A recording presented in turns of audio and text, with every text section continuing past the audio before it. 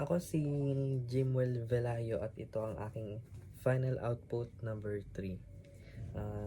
Sa aking palagay, wala naman dapat sisihin sa nangyari kay Leonor at kay Rizal, ano? Dahil bilang magulang or kung magiging magulang man ako, naiintindihan ko yung rason ng nanay ni Rizal ni Leonor dahil ayokong mapahamak yung anak ko dahil sa ginawa ng kanyang nobyo.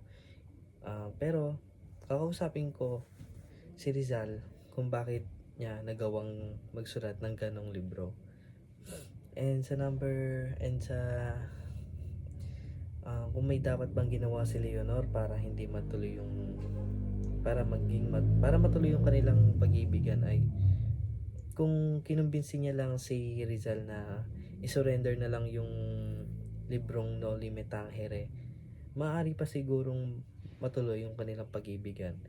Or kung kay Rizal man, gagawin ko din yung isusurrender ko din mismo yung libro at hingi ng kapatawaran.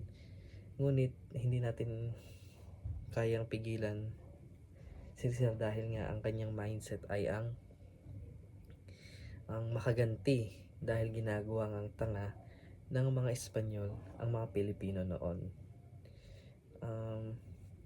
Hindi magandang modelo ang pag-iibigan ni Rizal at ni Leonor dahil ito ay bukod sa kulang sa komunikasyon ng kanilang pag-iibigan ay hindi ganon ang dapat takbo ng isang relasyon. Ang takbo dapat ng sa isang relasyon ay maganda.